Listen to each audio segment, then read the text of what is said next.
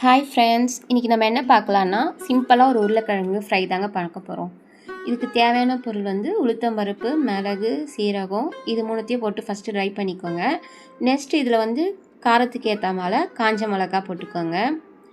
அப்புறம் ஒரு 6 பல்லு பூண்டு போட்டு ட்ரை ரோஸ்ட் பண்ணிவிட்டு கருவேப்பிலை நல்லா வாசனையாக இருக்குங்க. உளுந்து கருவேப்பிலெலாம் போடும்போது நம்மளுக்கு அந்த ஃப்ளேவரு நல்லா டேஸ்ட்டாக இருக்கும், ஸ்மெல்லும் சூப்பராக இருக்கும். எல்லாத்தையும் போட்டுவிட்டு ட்ரை ரோஸ்ட் பண்ணிவிட்டு மிக்ஸி ஜாரில் போட்டு பவுடர் பண்ணி வச்சுக்கோங்க.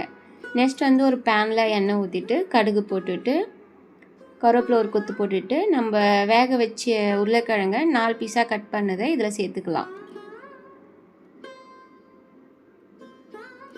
சேர்த்துட்டு இதை கொஞ்சம் நம்ம வதக்கிட்டு இதில் கொஞ்சம் மஞ்சள் தூள் அப்புறம் சால்ட்டு வேணுன்ற அளவுக்கு சால்ட்டு போட்டுக்கலாம்.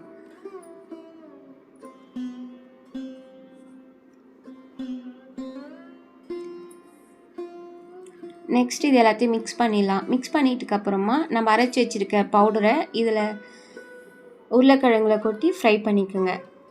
டீப் ஃப்ரை ஆகிற வரைக்கும் ஃப்ரை பண்ணிக்கோங்க. இந்த மாதிரி நீங்கள் பண்ணி கொடுக்கும்போது குழந்தைங்க ரொம்ப விரும்பி சாப்பிடுவாங்க. நல்ல ஹெல்த்தியும் கூட. நம்ம உளுந்தும் இதை சேர்க்கும்போது உடம்புக்கு நல்ல ஆரோக்கியமாக இருக்கும். இந்த மாதிரி நம்ம செஞ்சு தரோம்னா நார்மலாகவே குழந்தைங்களுக்கு வந்து உருளைக்கிழங்கு ஃப்ரைனால் ரொம்ப பிடிக்கும். உருளைக்கிழங்கு பொரியல்னால் எல்லா குழந்தைங்களுக்கும் பிடிக்கும். இந்த மாதிரி நம்ம டிஃப்ரெண்ட்டாக பண்ணும்போது அவங்க ரொம்ப லைக் பண்ணி சாப்பிடுவாங்க.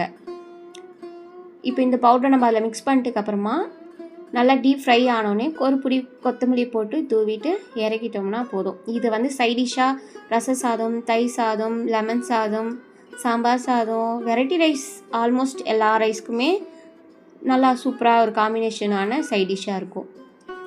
பசங்களும் விரும்பி சாப்பிடுவாங்க. நீங்கள் நெக்ஸ்ட் டைம் இதை ட்ரை பண்ணி பாருங்கள். ட்ரை பண்ணி பார்த்துட்டு எப்படி இருக்குன்னு சொல்லுங்கள். Bye friends. ரொம்பவே டேஸ்டாக இருந்தது.